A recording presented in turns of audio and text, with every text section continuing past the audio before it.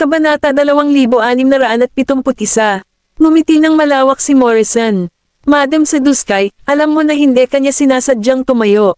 Gusto niya talagang hiramin yung wedding gown sa'yo. Tumangala si Hera at inayos ang salamin niya. Maaari siyang lumapit at kunin ito. Bakit ka nandito? Ginawa ko ito para sa kanya.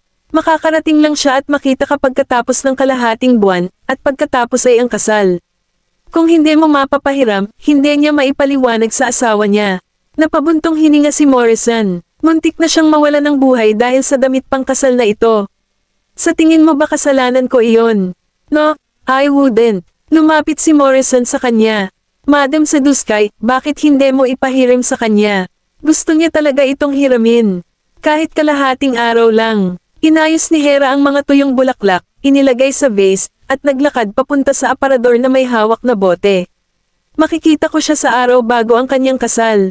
Hindi alam ni Morrison kung ang ibig sabihin nito ay pumayag siya dito. Paliwanag niya kay Wayland na nakangiti. Salamat pa rin. Salamat sa akin. Hindi niya sinabi kung magpapahiram siya. Inilapag ni Wayland ang kanyang magazine. Ang ibig niyang sabihin ay siya mismo ang maghahatid. Ano sa tingin mo ang ibig niyang sabihin nang makita niya ako isang araw bago ang kasal? Nagulat si Morrison. Ibig sabihin pumayag siya. Ngumiti siya at sumandal sa kama niya. Ipinamukha mo sa akin na nasa isang kaayla hilakbot na kalagayan, kaya sa palagay ko ay naaawa siya sa akin. Bumalik sina Damon at Colton. Nakakulong na si Jamie at naisip na pangunahing sospek sa kasong pagpatay. Lahat ng kanyang apela ay tinanggihan. Nagpahinga si Wayland ng isang linggo hanggang sa makakuha siya ng bagong SIM card. Hinanap niya ang numero ni Cameron at dinil ito. Nagising si Cameron sa pamamagitan ng kanyang telepono at kinuha ito nang hindi tinitingnan kung sino ito. Hello, ako ito, Cam. Nang marinig ang boses na iyon, agad na napaupo si Cameron. Wayne, malumanay na sinabi ni Wayland, I'm sorry for calling you back after so long and made you worry. Napakagatlabi si Cameron. Alam mo namang nag-aalala ako. Wayne, ayos ka lang. Napangiti siya. Oo, halos gumaling na ako. Wayne, humiga siya pabalik sa kama at tumitig sa kisame. Ang silid ay parang walang laman kung wala ka sa paligid. Kahit ang pagkain ko ay hindi masyadong masarap, napanaginipan pa kita, may sakit ba ako? Sobrang sakit ko. Pagkatapos ng mahabang katahimikan, may tumawa. Grabe ang sakit mo, katulad ko. Lovesick, humalaklak si Cameron. Sa tingin ko walang lunas para doon. Napangiti siya. Hindi ko naisip na gumaling. Cam, babalik ako agad. Sagot niya, sige. Hinintay niyang ibaba ni Cameron ang tawag.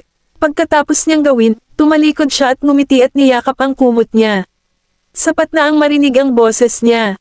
Samantala, binisita ni Colton si Wayland at nakita niyang gumagaling na siya at nakabangon na. Siya ay masaya. Ayos ka na ba ngayon? Si Wayland na nakatayo sa balcony ay tumalikod at ngumiti. Oo. Madi-discharge na ako after a week. Lumapit si Colton at tumabi sa kanya. Kung may nangyari sa iyo, hindi na magagawa ng lalaking iyon ang mga bagay-bagay kahit na mawala ang kanyang buhay. Napatingin si Wayland sa kanya. Salamat sa inyo ni Dad. Napatingin sa kanya si Colton. Pamilya tayo, mga kapatid. Hindi na kailangang maging magalang. Matapos marinig iyon, tumawa si Wayland at ipinatong ang kamay sa kanyang balikat. Oo naman. By the way, nasaan si Dad? Kabanata 2672. Pumunta si tatay sa De Armas. Samantala, sa mansion ng De Arma. Nag-uusap sina Nolan at Luis sa sala. Nang malaman ni Luis ang tungkol sa aksidente ni Wayland, tinanong niya, kamusta siya? After a week of resting, almost fully recovered na siya. Madi-discharge na siya next week. Kinuha ni Luis ang kanyang tasa. Next week, pero balita ko sa 9th ang kasal niya. Nagtaas ng kilay si Nolan. Anong magagawa natin? Naantala namin ito sa kalagitnaan ng buwan. Ang araw ng mga puso ay isang magandang araw din para sa isang kasal, tama ba? Tumigil si Luis, saka tumawa at dahan-daang humigop ng tsaa. Totoo naman, ang ika-14 ng Pebrero ay isang magandang araw. Sino ang may kasal sa Valentine's Day? Wayne, pumasok si Riley na may dalang pastry. Napangiti si Luis, sino pa ba maliban sa iyong inaanak? Ang ganda niyan. Inilapag niya ang mga pinggan sa mesa. Babalik tayo sa panahong iyon. Hindi natin pwedeng palampasin ang kasal niya. Makalipas ang isang linggo, Bumalik si Wayland sa Baseburg kasama si Colton pagkatapos na makalabas sa ospital. Sina Cameron, Maisie, at Freysia ay nasa airport, naghihintay sa kanila. Nang makita siya ni Cameron, tumakbo ito at niyakap siya. Niyakap siya nito pabalik, bumalik na ako. Ibinaon ni Cameron ang kanyang mukha sa kanyang balikat at tumawa. Alam ko, napatingin si Nolan kay Maisie. Hindi ko sinira ang pangako ko. Parehong ligtas ang aming mga anak. Ngumiti si Maisie at inayos ang coat niya. Oo, salamat. Pagkatapos noon, tumingin siya sa iba. Umuwi na tayo. Hinawakan ni Wayland ang kamay ni Cameron at dinala siya sa kotse, kasunod sina Freysia at Colton. Hinihintay na sila ni Nicholas sa bahay. Pagbalik nila, ngumiti siya at sinabing, nakauwi na kayong lahat. Lumapit si Nolan kasama si Maisie. Wala ka ba sa dati naming mansyon? Sinabi mo sa akin na naaksidente si Wayne, kaya bumalik ako. Tumingin siya kay Wayland. Natutuwa akong ayos ka na. Nag-alala talaga ako. Bumaba ang tingin ni Wayland. I'm sorry for making everyone worry. Ngumiti si Nicholas sa kanila. Sige, pasok na tayo. Sa wakas ay magkasama na silang lahat. Sa hapagkainan, tumingin si Nicholas sa kanila at dinaig ng mga emosyon. Ang bilis ng panahon. Si Coleman ay may isang anak na babae ngayon, at si Wayne ay ikakasal. Kumpleto ang pamilya namin kung nandito rin si Daisy. Nagsalita si Nolan. Huwag kang mag-alala, dadalo talaga si Daisy sa kasal. Ngumiti si Nicholas, magiging masaya ang iyong ina kung makikita niya ito. Nagkatinginan sina Maisie at Nolan at ngumiti. Kinuha niya ang wine glass, sa kalusugan at ligtas na pagbabalik ni Wayne. Nagtaas din ang salamin ang lahat. Napuno ng daldalan at tawanan ang sala. Isang araw bago ang kasal, maagang dumating ang mga wedding planner para simulan ang dekorasyon sa lugar. Ginanap ang kasal sa Crystal Ballroom ng isang world-renowned hotel. Dahil medyo malaki ang layout ng lugar, inabot ng isang araw ang staff para palamutihan ito. Dinala ni Wayland si Cameron upang tingnan ang lugar. Laking gulat niya nang pumasok siya. Ang kisame ay pinalamutian na parang mabituing kalangitan sa gabi na may mga kumikislap na bituin. Mayroong isang kastilyong eskultura ng yelo, isang karwahe na kristal, at mga eskultura ng yelo ng Edelweiss na pawang maluho at parang panaginip, tulad ng isang lihim na lupain ng yelo at nyebe sa mga fairy tale. Naglakad siya sa ilalim ng mabituing kalangitan, pagkatapos ay tumingin kay Wayland. Ito ay ganap na makapigil hininga. Lumapit si Wayland sa kanya. Gusto mo ba? Kabanata 2673. I love it. Para akong nakatayo sa ilalim ng kalangitan sa gabi na para bang mahahawakan ko ito kung itataas ko ang aking mga kamay. Itinaas niya ang kanyang kamay, sinusubukang hawakan ang mga ito. May naalala siya at lumingon. Ito ay dapat na nagkakahalaga ng isang kapalaran. Tumabi sa kanya si Wayland at huminto. Hindi mahalaga basta ito ang nagpapasaya sa'yo. Isa lang ang kasal namin. Sasabihin ng tatay ko na nagsasayang ako ng pera kapag nalaman niya. Ngumiti si Wayland at hinayla siya sa kanyang mga bisig. Kung nalaman niyang gumastos ako ng pera para manghiram ng damit pang kasal, baka mahimatay siya. Walang masabi si Cameron. Hinawakan ni Wayland ang buhok niya. Isang beses lang kami magpakasal sa buhay namin. Ayokong may iwanan. Lumapit ang direktor ng disenyo ng kasal at nagtanong, masaya ka ba sa palamuti? Napatingin si Wayland kay Cameron. Salamat. Tuwang-tuwa ang asawa ko tungkol dito. Sabi ng design director, wala lang. Ginagawa namin ang dapat naming gawin. Nais naming matamasa ng bawat bagong kasal ang pinakamahusay na epekto. Ang iyong kaligayahan ay ang pinakamagandang pagpapahalagang makukuha namin. Nagtanong si Cameron, siguro marami ka ng oras sa kalangitan sa gabi, hindi ba? Ngumiti ang direktor. Nagawa namin, pero masaya kami na masaya ka. Pagkatapos niyang lumayo, nakatanggap si Wayland ng tawag mula kay Hera. Lumingon siya at sinabi kay Cameron, tingnan natin ang damit mong pangkasal. Nag-check-in si Hera sa hotel. Nang dumating sina Wayland at Cameron, sinalubong sila ni Morrison at dinala sila sa guest area. Nakita ni Wayland si Hera, lumapit siya, at niyakap siya. Natutuwa akong dumating ka. Napangiti si Hera, halos mawalan ka ng buhay dahil dito, kaya ako mismo ang naghatid nito. Kailangan kong makita kung sinong babae ang maswerteng magkaroon ng puso mo. Pagkatapos nun, tumingin si Hera kay Cameron. Inakbayan ni Wayland ang kanyang balikat at ipinakilala sila. Ito ang aking asawa, Cameron Southern. Bati ni Cameron sa kanya. Tumango si Hera. Siya ay isang magandang babae. Lumapit si Hera at tinignan siya ng mabuti. Nag-aalala ako na baka kailangan nating baguhin ang damit pero ngayon hindi ko na kailangang mag-alala. Tamang-tama ang height niya. Pagkatapos ay hiniling niya kay Morrison na dalhin ang damit. May bitbit na malaking rectangle box si Morrison at mukhang mabigat ito. Hiniling sa kanya ni Hera na buksan ang kahon. Isang puting damit na pangkasal ang nakapreserve ng maganda sa loob. Ito ay itinuturing na isang antigo dahil ito ay walang tiyak na oras at ang paggupit at tela ay nakuha ng husto ang panahong iyon. Ang mga antigang damit pangkasal ay kadalasang gawa sa mga natural na materyales tulad ng sutla, silk satin, handmade lace, at cotton. Ito ang ginawang antigong damit pangkasal, ang damit pangkasal. Sa partikular, nagawa itong mapanatili hanggang sa kasalukuyan, buo tulad ng dati, na mas bihira pa. Itinali ni Hera ang kanyang buhok gamit ang isang hair tie at tumingin kay Cameron. Subukan mo. Nagulat si Cameron, pwede ko ba itong subukan? Oo naman. Subukan natin sa upper body.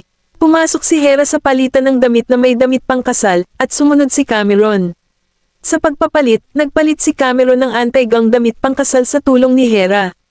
Si Cameron ay hindi nang ahas na kumilos ng labis sa buong proseso dahil ito ay isang antigo. Itinapat ni Hera ang zipper para sa kanya.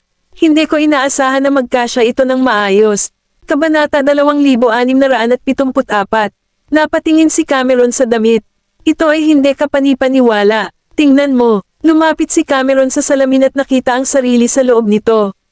Mukha siyang mula sa panahong iyon. Siya ay tumingin maganda at eleganteng ngunit nababagay pa rin sa romantikong fashion ng panahon. Lumabas si Hera sa silid palitan at sinabi kay Waylon, tingnan mo ang iyong nobya. Lumingon si Cameron at medyo nahiya nang makita si Waylon sa labas. Tumingin si Waylon sa kanya at ngumiti. Nakakapigil ka talaga. Ang lahat ng mga pahayagan sa Baseburg ay nagsasalita tungkol sa kasal ni Wayne Goldman, at dahil ang kasal ay bukas sa publiko, ang media ay pinahintulutan na dumalo dito. Si Daisy ay buntis ng husto nang pumasok siya sa ballroom kasama si Noel Ace. Naroon ang mga reporter para interviewin sila. Tinanong nila kung kailan siya babalik sa pag-arte, at ngumiti siya at sinabing, hindi naman ako nagmamadali. Pagkatapos ng 2 taon, nang tanungin siya kung nag-aalala ba siyang mawalan ng pwesto sa industriya, ngumiti siya at nagbiro. Ang aking hipag ay isang mahusay na screenwriter. Bakit ako mag-aalala na hindi ako makakakuha ng papel? Maraming bisita doon. Maliban sa mga Goldman, ang mga Butchers, ang Lucases, ang Pruitts mula sa Octavia, at ang mga Southern ay naroon din. Nang makalapit sina Sonny at Damian kasama ang kanilang entourage, sinalubong sila ni Daisy. Mr. Southern. Oh, hindi ba ito si Daisy? Napangiti si Sonny. Ang tagal na kitang hindi nakikita, at halos mag-ina ka na. Magandang trabaho, Knowles. Ngumiti din si Noel Ace. Magiging lolo ka din sa lalong madaling panahon. Hindi mapigilan ni Sonny ang mapangiti. Oo, ako nga. Lumapit sina Nolan at Maisie. Maaraw. Naglakad paarap si Sonny at nakipagkamay sa kanila. Nolan, tama ba? Ito ang unang beses na magkikita tayo. Tama na yan. Inalagaan mong mabuti sina Wayne at Daisy sa East Islands, at noon pa man gusto kong pasalamatan ka para doon. Oh, tumigil ka. Unang kita ko palang kay Wayne, alam ko na siya ang magiging manugang ko. Siyempre ako na ang bahala sa kanya. Dinala sila ni Nolan ni Damian sa VIP seats. Nang nabangga ni Sonny si Nick doon, nagulat siya. Nick, bumangon siya at yumuko. Sir, nandito ka rin. Tinapik ni Sonny ang balikat niya. Ilang taon na kitang hindi nakikita. Hindi ko inaasahan na makikita kita dito. Napangiti si Nick, hinatak ni Sonny ang braso niya. Halika, maupo ka sa akin. Marami akong dapat pag-usapan sa iyo. Umupo na sina Daisy at Noel Ace. Parehong nagtanong sina Riley at Barbara, kailan ang pasok mo, Daisy? Hinimas ni Daisy ang kanyang tiyan. Sa pagitan ng katapusan ng Mayo o kalagitnaan ng Hunyo. Ang galing. Katulad kayata ng nanay mo. Triplets. Napangiti si Barbara. I bet kambal sila. Kinuha ni Riley ang kanyang taya. Sure, I bet na triplets sila. Pag nanalo ako, babayaran mo ako. Kapag nanalo ka, babayaran kita. Nagtanong si Barbara, magkano? $200. Deal. Awkward nang umiti si Daisy. Gusto niyang sabihin sa kanila ang totoo ngunit ayaw niyang masira ito. Lumapit siya kay Noel Ace. Nakakatakot ba kung hahayaan kong mawala ang aking ninang? Hinawakan ni Noel Ace ang buhok niya. Huwag kang mag-alala. May pera ang tito ko. Tumawa si Daisy. Maya-maya pa ay nagpakita na sila Yarick at Zyla. Umupo sina Colton at Freysia sa kanilang mga upuan. Coleman, kailan gaganapin ang kasal mo ni Freysia? Napatingin ang lahat sa kanila. Sabi ni Colton, Hunyo. Nagulat si Daisy. Kung manganak ako, mami miss ko. Kabanata 2675. Colton clicked his tongue. Gusto kong mamis mo ito. Hindi natuwa si Daisy tungkol dito. Tumango si Noel Ace. Huwag kang mag-alala. Sisipain na lang natin siya sa kasal natin. Humalaklak si Colton. Sa tingin mo kaya mo? Napangiti si Noel Ace. Hindi ito ang unang araw na nakilala mo ako. Pagod na si Freysia. Mga bata ba kayo? Nagkaproblema lang ang dalawang ito sa isa't isa. Nagtawanan ang iba. Magsisimula na ang kasal nang mamatay ang mga ilaw. Lumiwanag ang kalangitan sa gabi. Ang master ng seremonya ay lumabas sa entablado at tuwang-tuwang nagsabi ng ilang mga salita ng pagbati. Sumunod na papasok ang mag-asawa. Ang mga tao ay bumalik upang tumingin at nakita si Mahina, ang maid of honor, na nagtataas ng belo kasama si Morrison, ang pinakamagandang tao. Lumabas si Cameron, hawak ang kamay ni Wayland. May hawak siyang bouquet sa isang kamay at hawak-hawak si Wayland sa isa habang dahan-dahan silang pumasok. Nagsimulang magbulungan ang mga tao. Mukhang pamilyar ang damit na iyon. Ito ba ang isinuot ng prinsesa ng Stoslow sa panahon ng kanyang kasal? Talagang hindi siya nagtipid sa pagkuha ng damit. Malamang magastos ang damit at ang venue. Milyon-milyon. Nakarating ang dalawa sa Master of Ceremony, at nagliwanag ang mga ilaw sa kanilang paligid. Pinangunahan ng Master of Ceremony ang seremonya, ang mga panata, ang pagpapalitan ng mga singsing, at sa wakas, ang paghalik sa nobya. Hinawakan ni Cameron ang kwelyo ni Wallen at hinalikan, inihagis ang bouquet. Naghiyawan ang lahat. Natigilan ang Master of Ceremony, pagkatapos ay tumawa. Sa palagay ko ang nobya ang papalit ngayong gabi. Tumingin si Wayland sa kanya at ngumiti. Masaya ako dyan. Nakasandal si Daisy sa balikat ni Noel Ace habang hawak ni Freysia ang kamay ni Colton sa ilalim ng mesa.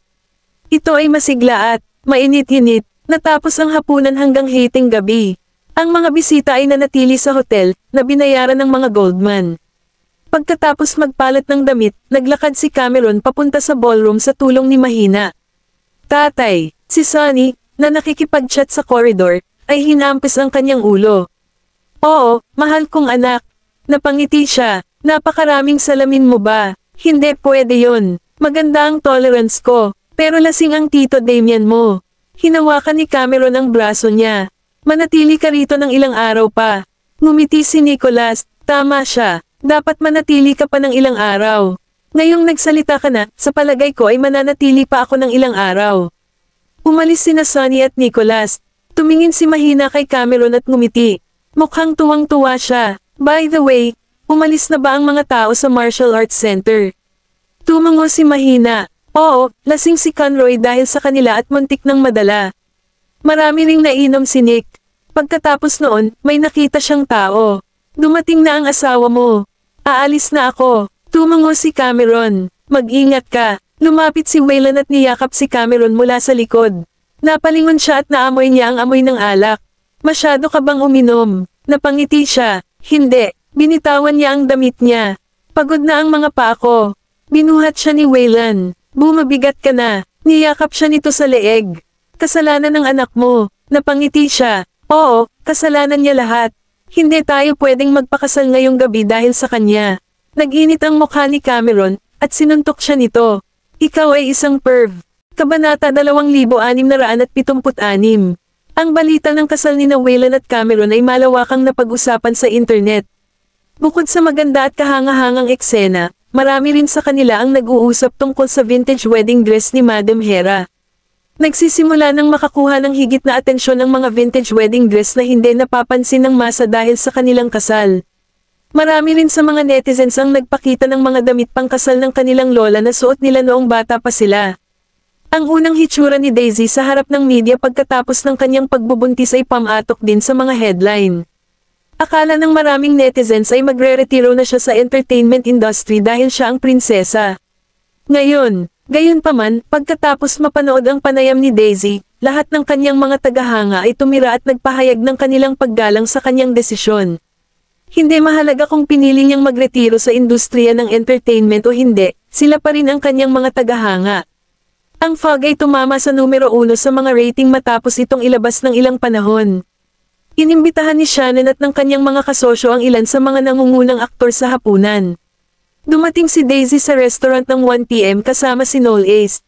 Si Shannon at ang iba ay lumabas para salubungin sila. Matagal na, Daisy. Akala ko hindi ka darating. Ngumiti siya at sinabing, ipinadala mo sa akin ng personal ang imbitasyon, kaya syempre, kailangan kong sumama. Napangiti si Shannon. Talagang flattered ako, kung ganoon. Pumasok sina Noel Ace at Daisy sa private room. Pagkaupo niya, sinimulan niyang batiin ang iba. Noong una, lahat sila ay nag-aalala na maramdaman nilang, malayo, sila kay Daisy, ngunit ngayon lang nila napagtanto na sila ay mali. Siya pa rin ang Daisy tulad ng dati. Tumingin si Shannon sa kanyang relo at nagtanong, Oye, nasaan si James?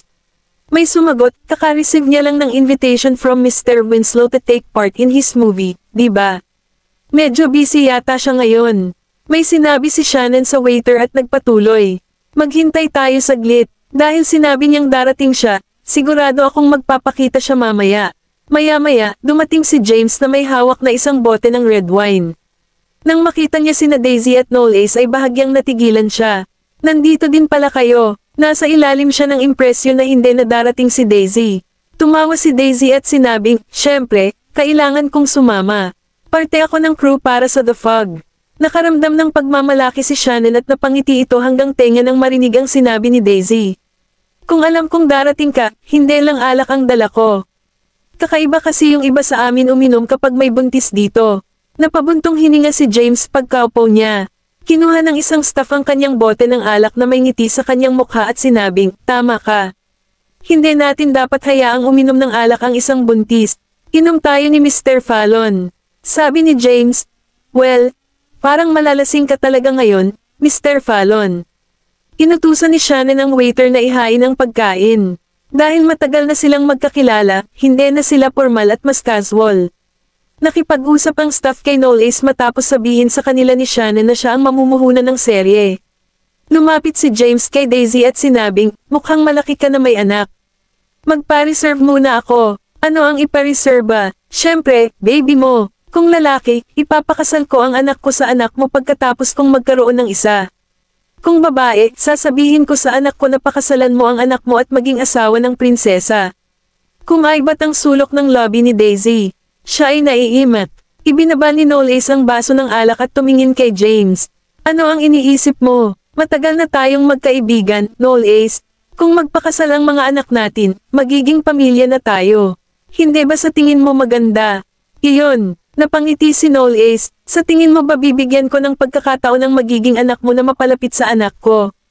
Huminga ng malalim si James at sinabing, I see. Hindi ka lang super possessive sa asawa mo, kundi mga anak na babae lang din ang gusto mo. Saka sana lalaki lahat ng baby mo. Walang paraan na makakakuha ka ng mga babae. Kabanata 2677. Natigilan si Noel Ace. Tinadyakan ni Daisy ang mga paa ni James at sinabing, madaldal ka pa rin gaya ng dati. Halos gabi na nang matapos silang kumain. Sina Daisy at Noel Ace ay inakay si Shannon at ang iba pa sa pinto. Nasiyahan si Shannon sa pagtitipon. Bangaling siya kay Daisy at sinabing, bagaman laging sinasabi ng mga tao na walang market ng mga artista pagkatapos manganak at mas batang aktres ang papalit sa kanila, I don't think so. Para sa akin, walang kinalaman sa edad ang magagaling na artista o artista. Daisy, hindi mo kailangang mag-alala masyado. Magpahinga hanggat maaari. Kung makakita ako ng magandang script o makakita ng anumang papel na angkop para sa iyo sa hinaharap, ipapaalam ko sa iyo. Ngumiti si Daisy at tumango. Huwag kang mag-alala. Sigurado ako na magkakaroon tayo ng pagkakataon na magkatrabaho muli sa hinaharap. Pagkaalis ni Shannon at ng iba pa, lumingon si Daisy para tingnan si Noel Ace. Hindi ko alam kung bakit, ngunit pakiramdam ko ay napakaswerte ko. Ang industriya ng entertainment ay isang lugar kung saan ang katanyagan at kayamanan ay higit sa lahat. Gayunpaman, sa kabila nito, nakilala pa rin niya ang mga taong tulad ni Shannon at Charlie, na hindi napalapit sa kanya dahil sa background ng kanyang pamilya. Hindi lamang iyon, ngunit mayroon din siyang grupo ng mga tagahanga na labis na nagmamalasakit sa kanya at ilang mga kaibigan na time na tinatrato siya. Itinaas ni Knowles ang kanyang braso para haplasan ang kanyang buhok at sinabing, well, that's because you deserve that. Makalipas ang 2 araw, naglalakad sina Daisy at Leia sa park malapit sa Tylerton. Ang mga sariwang usbong ay umuusbong mula sa damo, at mayroong isang kagubatan ng namumulaklak na mga bulaklak. Tumingin sa kanya si Daisy at nagtanong, Leia, balak mo ba talagang mag-abroad? Tumango si Leia, oo, naghihintay lang ako ng confirmation. Kung gayon, paano si Zephyr? Matagal na akong hindi nakikipag-ugnayan sa kanya. Pero hindi mahalaga, ang oras ang magpapagaling sa lahat. Tumigil si Leia sa kanyang kinatatayuan at lumingon kay Daisy. Sa totoo lang, ako ang may crush sa kanya, at hindi ko sinabi kahit kanino. Tanong ni Daisy, pero bakit hindi mo ipinaglaban kung mahal na mahal mo siya noon? Nagkibit balikat siya. Alam kong hindi niya ako gusto, kaya hindi ko akalain na may magbabago kahit na umamin ako sa kanya. Tsaka nagustuhan ko lang yata siya dahil sa tiyaga niya. I thought he was amorous and dedicated, pero syempre, iyon lang ang definition ko sa kanya. Hindi ko talaga siya nakilala. Noong gusto kong intindihin, nalaman kong hindi siya ang iniisip ko. I felt disappointed, but now that I think about it again, siguro masyado lang akong nagtatanong. May karapatan siyang magkagusto sa ibang tao, ngunit makasarili kong sinisikap na gawin siyang katulad ng dati. Hindi matukoy ni Leia kung gusto niya si Zephyr bilang tao o nagustuhan niya ito dahil sa kanya tiyaga. Marahil ay automatikong titingin ang lahat sa taong crush nila sa pamamagitan ng kulay rosas na salamin. Gayunpaman, nang tanggalin niya ang salamin at napagtanto na si Zephyr ay hindi kasing banayad at tapat gaya ng inaakala niya, nagsimula siyang magduda sa sarili. Sa huli, ang taong naging crush niya ay ang matandang Zephyr. Hinawakan ni Daisy ang kamay niya at sinabing, Leia, sigurado akong makikilala mo ang tunay mong mahal balang araw. Saglit na natigilan si Leia, at saka siyang umiti. Salamat, Daisy. Ganon din ang iniisip ko. Sabay hatid ni Zephyr kay Roxy sa isang coffee shop. Kamakailan lamang ay binibigyan siya ni Zephyr ng malamig na balikat. Natuwa siya nang yayain siya nito, kaya nag-makeup siya at sinalubong siya. Umupo siya sa harap niya at sinabing, akala ko nakalimutan mo na ako. Zeph, naglagay ng card si Zephyr sa mesa at inilipat ito sa kanya. Nang makita ni Roxy ang card ay natigilan siya. Anong ibig mong sabihin, Zeph? Mayroong $250,000 sa card na ito. Walang password ang card na ito. Nakikipaghiwalay na ako sa iyo. Kabanata 2678. Malamang, pinutol niya ang relasyon niya. Nagsikip ang mga mag-aaral ni Roxy, at tinanong niya, nakikipaghiwalay ka na sa akin. Tiningnan siya ni Zephyr nang walang pakialam at sinabing, oo, wala akong nakikitang future sa relasyon natin. Tsaka pagod na ako. Kanina pa sinasabi ng isip niya na ang babaeng nasa harapan niya ay hindi ang totoong Daisy sa tuwing nakikita niya ito. Gayunpaman, nagsinungaling siya sa kanyang sarili at tinatrato siya bilang Daisy. It was just that Roxy never be Daisy. Sila ay dalawang magkaibang tao, at walang paraan na mapapalitan ng sinuman si Daisy. Zeph, bakit? May nagawa ba akong mali? Hinawakan ni Roxy ang kamay niya. Bakit ka makikipaghiwalay sa akin? Dahil ba kay Leia? Bumaba ang mukha ni Zephyr. Wala itong kinalaman sa kanya. She chuckled. Sigurado ka ba, Zephyr, nagsimula kang mag-alinlangan simula nang malaman mong may crush si Leia sa iyo, tama ba? Nanlamig ang titig ni Zephyr habang sinasabi, Roxy, huwag mong masyadong isipin ang iyong sarili. Wala kang alam tungkol sa akin. Naikuyom ni Roxy ang kanyang mga kamao at huminga ng malalim, Zephyr, alam kong kinukuha mo na ako bilang iba, pero wala akong sinabi tungkol dito. Alam mo ba kung gaano ako kalungkot nung nalaman kong naging kayo? Ang pagtrato sa akin bilang ibang tao sa buong buwan na nililigawan kita. May nasabi ba ako sa iyo tungkol dito? Hindi, hindi naman sumagot si Zephyr. Natawa siya at sinabing, pero nakikipaghiwalay ka na sa akin. At binigyan mo lang ako ng $250,000. Siya ang lumapit sa kanya, tapos ngayon ay puputulan na niya ito pagkatapos gamitin siya. Kumunat ang noo ni Zephyr. Ano, masyado bang maliit? Binabayaran ko ang iyong pagkain, damit, at luho nitong mga nakaraang buwan. Binili pa kita ng bagong kotse. Kung susumayan mo ang mga ito, sapat na dapat para sa iyo na magbayad para sa isang villa. Hindi ka pa rin kontento.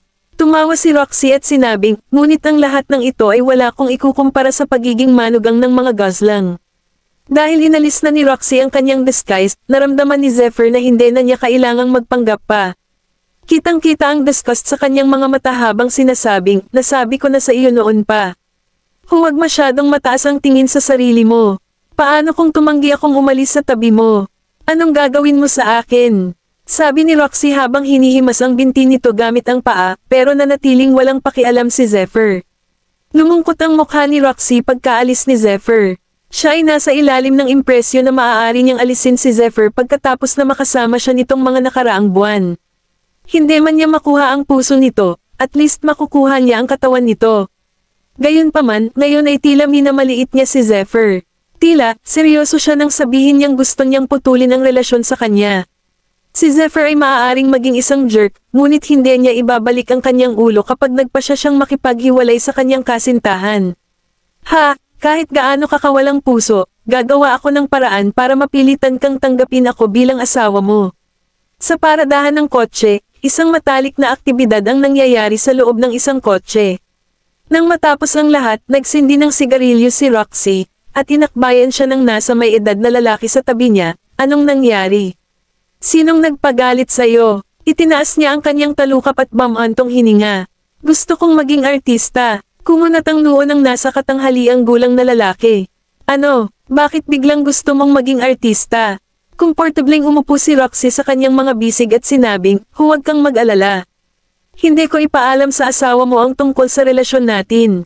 May sarili akong dahilan para maging artista. Hindi ba kamag-anak mo ang chairman ng Tenet Media? Magtanong ka lang at sigurado akong hindi magiging problema ang pagpirma ko sa ilalim ng Tenet Media. Lumubog ang mukha ng nasa katanghaliang gulang. Gusto mong sumali sa Tenet Media. Hindi ba pansamantalang nagretiro si Daisy sa entertainment industry dahil buntis siya? Sigurado akong hindi na siya makakabalik sa entertainment industry ng ganoon kaga. Dahil kamukhang kamukha ko siya, sigurado akong magkakaroon ako ng pagkakataong sumikat. Hinawakan ni Roxy ang mukha niya at nagpatuloy. Pag sumikat ako, kikita ka rin. Ito ay isang win-win situation, hindi ba? Kabanata 2679. Nagpaplastikan si Roxy para kamukha ni Daisy.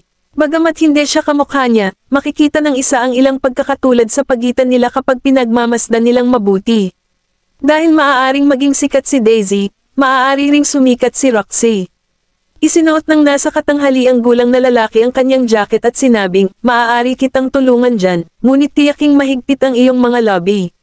Tumawa si Roxy, huwag kang mag-alala, gagawin ko. Pagkaraan ng ilang araw, naging artista si Roxy sa ilalim ng Tenet Media sa tulong ng nasa katanghaliang gulang na lalaki. Nang makita ng manager sa Tenet Media si Roxy, natigilan siya. Ito ang unang pagkakataon na nakakita siya ng taong kamukhang kamukha ni Daisy. Hindi nagtagal, ang mga chismis tungkol sa isang taong kamukha ni Daisy ay nagsimulang kumalat sa kumpanya. Nang marinig ni Charlie ang chismis mula sa kanyang katulong, nagalit siya at sinabing, so what if she looks like her? Sa tingin mo ba may makakapalit kay Daisy? Siguradong wala sa sarili ang mga taong iyon. Kilalang kilala ng kanyang assistant si Charlie. Tila, pinaplano ng kumpanya na samantalahin ang katanyagan ni Daisy. Kung hindi, hindi sila pumirma ng kontrata sa isang bagong artista na kamukha niya at inilagay siya sa isang grupo ng mga babae. Pero may isang bagay na hindi niya maintindihan. Paano nagagawa ng kanilang chairman ang isang katangahang desisyon? Nang ang katulong ni Charlie ay nakulong sa kanyang sariling pag-iisip, tinanong ni Charlie, sino ang pumirma sa kanya? Nabalitaan ko na siya ay ipinakilala ni Mr. Goldwan. Kumunat ang noo ni Charlie. Roland, tumango ang kanyang katulong. Bayaw niya ang chairman namin. Marami siyang koneksyon sa entertainment industry, kaya sa tingin ko, hindi siya makatanggi ng aming chairman. Sa Tyler 10, si Knowles ay nagbabalat at nagpapakain ng Daisy na dalandan habang komportable siyang nakayakap sa kanya at pinapanood ang The Fog. Nakasuot siya ng one-piece evening dress sa serye, na lubos na nagpatingkad sa kanyang slim figure. Hindi niya maiwasang mapakunot ang noo nang ikumpara niya ito sa katawan niya ngayon. Nolly, ang mga tao ay palaging nagsasabi na ang mga kababaihan ay maaaring magduso mula sa hitsura ng pagkabalisa pagkatapos ng isang sanggol. Kung tataba ba ako sa kinabukasan, mamahalin mo pa ba ako? Tumawa si Knowles at naglabas ng isang piraso ng orange sa kanyang bibig. Medyo matambok ka ngayon. May nasabi ba ako? Ibang bagay. Hinalikan niya ito sa noo at sinabing, tumataba ka dahil nangganganak ka para sa akin. So, syempre, mamahalin pa rin kita as always. Tumingin sa kanya si Daisy at ngumiti. Bigla siyang nakatanggap ng tawag mula kay Hana. Sinagot niya ang tawag. Ano bang problema, Hana? Daisy, anong meron sa Tenet Media? Paano nila pipirmahan ang isang bagong artista na kamukha mo? Papalitan ka ba nila? Ilang saglit na natigilan si Daisy bago sumagot, isang artista na kamukha ko. Oo, kinuwento lang sa akin ng mga kaibigan ko sa Tenet. Hindi lang kamukha mo ang babaeng iyon, kundi kagaya mo rin ang pananamit niya. Kamukha niya ang kopya mo. Hindi alam ni Daisy ang sasabihin. Nagpatuloy si Hana. Oo, ang pangalan niya ay Roxy Van Dam. Natigilan si Daisy. Roxy, nabalitaan ko na may tumulong sa kanya para sumali sa Tenet.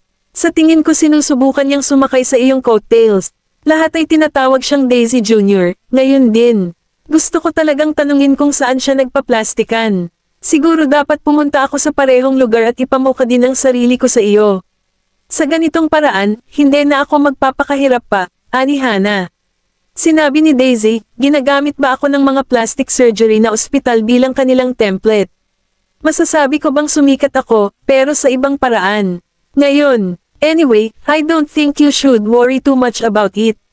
Walang paraan na mapapalitan ka ng peking tulad niya. Ikaw ang nag-iisang Daisy sa entertainment industry. After your return, I'm sure mapapatunayan mo pa rin sa lahat na ikaw ang the best, di ba? Tumawa si Daisy. Alam niyang nag-aalala lang si Hana sa kanya, kaya sinabi niyang, oo, walang gamaya sa akin. Huwag kang mag-alala dyan. Pagkatapos niyang ibaba ang tawag, napaisip siya.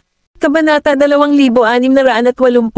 Narinig ni Knowles ang kanilang pag-uusap at nagpadala ng mensahe kay Charlie. Maliban sa pagiging leader ng isang girls group, nagdebut din si Roxy sa isang palabas na may titulong Daisy Jr. at nakatanggap ng maraming atensyon sa internet. Hindi lang siya kamukha ni Daisy, pati na rin ang pananamit niya. Naiinis sa kanya ang ilan sa mga tagahanga ni Daisy, ngunit ang ilan sa kanila ay natuwa. Itigil ang panggagaya kay Daisy.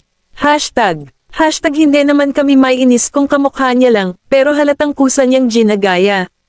Hashtag there's no need to feel so offended guys. Kung gagayahin niya si Daisy, ibig sabihin ay sikat na sikat pa rin si Daisy. Hashtag sa Tenet, si Charlie ay hinihila ang kanyang mukha mula nang magsimula ang pulong. Noong gusto ng partner nila na ipagpatuloy ni Roxy ang titulong Daisy Jr. at hiniling si Charlie na maging manager ni Roxy, tumalikod si Charlie at sinabing, anong ibig mong sabihin dyan? Dahil lang pansamantalang magre-retire si Daisy sa entertainment industry, gusto niyo bang humanap ng ibang babaeng kamukha niya at samantalahin ang kanyang kasikatan para makapag-perform siya ng maayos sa industriyang ito? Hindi lang iyon, pero gusto mo rin akong maging manager niya. Nagkatinginan ng iba pang mga tao sa isa't isa. Sabi ng partner nila, Mr. Johnson, alam ko naman na manager ka ni Daisy, pero malapit nang mag-expire ang kontrata ni Daisy, di ba? Baka umalis siya sa Tenet, at kailangan mo ring pumalit sa isang bagong artist. At saka, ginagawa namin ito para sa kapakanan ng kumpanya, at walang masama kung suportahan ng isang kumpanya ang kanyang artista. Dapat nating isaalang-alang kung magkano ang kikitain niya para sa atin. Ang chairman ay nag-cross ang kanyang mga daliri at walang sinabi. Ngumisi si Charlie. So, sinasabi mo ba na dapat natin siyang kumita ng pera dahil lang sa kamukha niya si Daisy? Wala siyang karanasan sa pag-arte at wala siyang kakayahan. Paano niya gagawin iyon, kung gayon? Dahil lang sa maganda ang mukha niya. Kumunat ang noo ng partner nila. Ang isang magandang mukha ay kung ano ang mahalaga sa lahat sa industriya ng entertainment. Halos wala ng artistang may kakayahan sa pag-arte ngayon. Lahat sila pwedeng sumikat dahil marami silang fanbase. Pagkatapos noon, nagpatuloy siya. At saka si Daisy ang pinakamagaling na aktres ngayon. Kahit na isa siya sa mga nangungunang artista sa industriya ng entertainment at nagsimula ang kanyang karera bilang isang child star, wala siyang malaking fanbase. A-list actress lang siya, at isang celebrity na may malaking fanbase ang kailangan ng Tenet ngayon. Wala naman akong nakikitang masama kung suportahan natin si Roxy. Tumayo si Charlie mula sa kanyang upuan at sinabing, oo naman, maaari mong gawin ang gusto mo. Hinding-hindi ako magiging manager niya. Pagkatapos noon, walang pagdadalawang isip na umalis si Charlie sa meeting room. Kilalang kilala nila si Charlie, kaya pilit lang nilang kumbansihin ang chairman. Walang magawa ang chairman, sigurado akong kilalang kilala ninyong lahat si Charlie. Muntik na niyang tanggihan si Daisy noon, so there's no way na siya ang maging manager ni Roxy this time. Bumalik na lang tayo at magtalaga ng ibang manager para sa kanya. Tumayo si Charlie sa koridor at hinayla ang kanyang sigarilyo. Nag-aapoy pa rin siya sa galit. Kahit na matagal na siyang nasa entertainment industry at nakakita na ng uri ng mga tao, ito ang unang pagkakataon na nakatagpo siya ng taong naglakas loob na banta sa kanya ng ganito. Naiinis siya sa, wala siyang problema kung gusto ni Tenet na suportahan si Roxy, pero hinding-hindi siya magiging manager nito. May isang bagay na hinding-hindi niya gagawin sa kanyang buhay. Hindi niya hinihiling na maging pinakamagaling ang kanyang mga artista, pero at least gusto niyang maging all-around artist sila at makapag-produce ng ilang mga gawa. Sa kasamaang palad, sa industriyang ito kung saan ang katanyagan at kayamanan ang pangunahing, walang nagmamalasakit kung ang isang artista ay may mahusay na mga kasanayan sa pag-arte. Bigla siyang nakatanggap ng tawag mula kay Noel Ace,